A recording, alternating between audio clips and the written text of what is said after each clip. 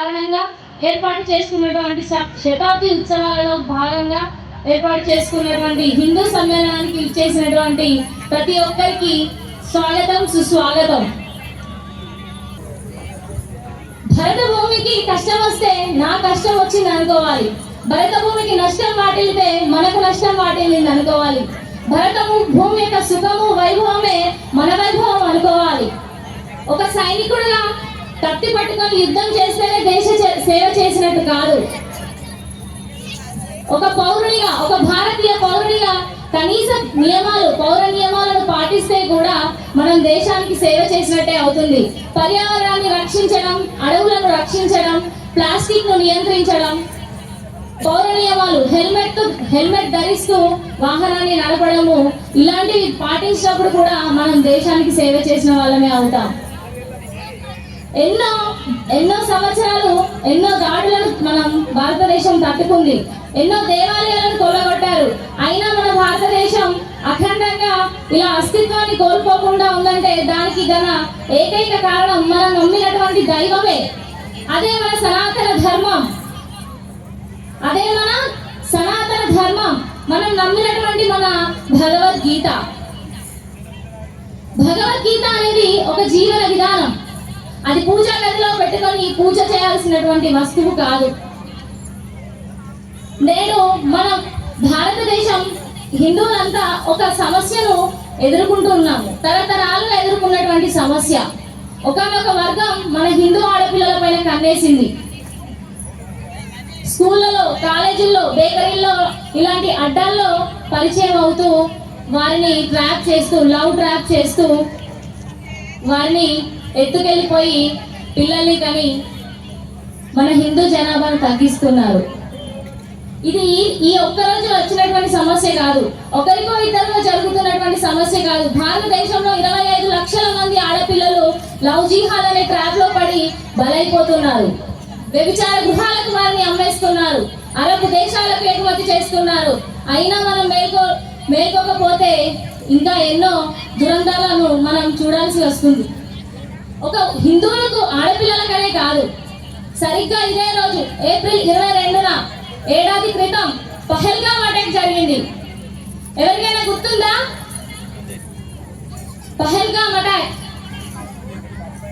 26 మంది అమాయకపు టూరిస్టులను బలిగొన్నారు. ఒకే ఒక్క నిమిషంలో తుపాకీలతో కాల్చి చంపేశారు. మన భారతదేశ హిందువుల సౌభాగ్యాన్ని దోచుకున్నారు. ఒక బంగ్లాదేశ్ లో దీప్ చంద్రదాస్ అనేటువంటి ఒక హిందువుని కొట్టి చంపారు. అక్కడ ఒక కమ్మన, కాప, రెడ్డ, మాలన, మాదిగా అని చూడలేదు, ఒక హిందూ అని చూశారు. అంటే గడప లోపలే మన కులం, గడప దాటితే మనం అంతా హిందువులం, ప్రియ బంధువులం. ప్రతి భారతీయుని పట్ల, తోటి హిందువు పట్ల మనం సోదర భావంతో మెలిగినప్పుడే ఇలాంటివన్నిటిని మనం ఆపగలుగుతాము. కులాల వారీగా, ప్రాంతాల వారీగా మనల్ని విభజించి మన పైన ఆకృత్యాలను చేస్తున్నారు. ఒకానొక సమయంలో 1000 మందిని చంపి ఉరితీశారు, ఒక చెట్టుకు ఉరితీశారు. మన హిందూ ఆడబిడ్డలను వివస్త్రలను చేసి బతుకమ్మ ఆడించిన సంఘటన మన తెలంగాణలో చూసాం. నేడు ఎలగందుల కరీంనగర్ అయింది, ఇందూరు నిజామాబాద్ అయింది. అంటే ఆ వర్గం వారి యొక్క పేర్లను కూడా పెట్టుకున్నారు, మన ప్రాంతాలను కూడా దోచుకున్నారు. ఇకనైనా మనం మేల్కోకపోతే ఇంకా చాలా కోల్పోవాల్సి వస్తుంది. ఇంకా ఎంతోమంది ఆడబిడ్డలను కోల్పోవాల్సి వస్తుంది. మన కట్టు, బొట్టు, సంప్రదాయం, ఆచార వ్యవహారాలను నేర్పిస్తున్నారా? ఇక్కడ ఇంతమంది ఉన్నాం కదా, ఇందులో అసలు యువతే లేదు. యువత ఎక్కడ కనబడట్లేదు. ఇది మన భారతదేశపు దుస్థితి. ఇదే ప్లేస్ లో ఒక ఆడియో ఫంక్షన్ ఏదో ప్రమోషన్ ఏదో సినిమా హీరోలో వస్తున్నాడు అని అంటే ఎంతమంది తొక్కిసలాట జరిగేది.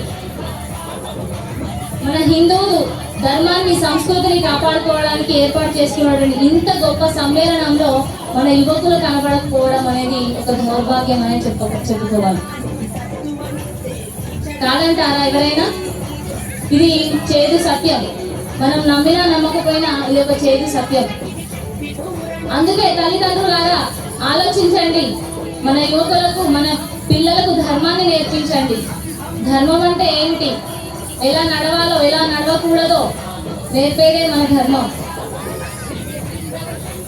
అలాగే ఇంకొక విషయం ఏంటంటే పవిత్రమైనటువంటి భారతదేశంలో భరతమాత అంటాము, భూమాత అంటాము, నదులను కూడా గంగా, సింధు, గోదావరి, యమున, నర్మదా, తపతి అని ఆడవారితోనే కొలుస్తాము. సీతారాములు అంటాము, పార్వతి పరమేశ్వరులు అంటాము. అంతటి సముచిత స్థానాన్ని నేడు మన భారతదేశం ఒక స్త్రీకి ఇచ్చింది. కానీ సామాజిక మాధ్యమాలు, సోషల్ మీడియా, సీరియళ్లు ఆడవాళ్ళని విలన్లుగా చూపిస్తున్నారు. మన యువతను తప్పుదారి పట్టిస్తున్నారు. ఒక బిగ్ బాస్ అనుకోండి, ఒక మ్యాచ్ ఫర్ ఈచ్ అదర్ అంట. 4 గోడలు జరగాల్సినటువంటి దాన్ని బహిరంగంగా చూపిస్తే మన యువత ఏమైపోవాలి? దీనిపైన ఉక్కుపాదం చేయాల్సినటువంటి బాధ్యత అనేది తల్లులకు మాత్రమే ఉంది. పిల్లల్ని కనగలమా? పిల్లల్ని కనగలము, కానీ వారి బుద్ధిని కనలేము అంటారు ప్రతి ఒక్క తల్లి. ఆనాడు అలానే ఒక విజయమాత అనుకొని ఉంటే నేడు మనం ఒక శివాజీ మహారాజ్ లాంటి ఒక వీర ఛత్రపతిని కోల్పోయే వాళ్ళమేమో, ఒక సుభాష్ చంద్రబోస్ లాంటి వారిని కోల్పోయే లాంటి వాళ్ళమేమో. స్వామి వివేకానంద పుట్టిన నేల మనది, భగత్ సింగ్ పుట్టినటువంటి నేల మనది.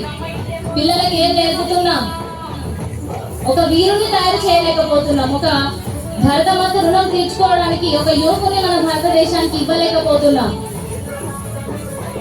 అందుకే తల్లిదండ్రులారా ప్రతి ఒక్కరూ మన కట్టుబొట్టు సంప్రదాయాన్ని, ఆచార వ్యవహారాన్ని, ధర్మం అంటే రామాయణ మహాభారతాల్ని, భగవద్గీతను మన పిల్లలకు పరిచయం చేయండి.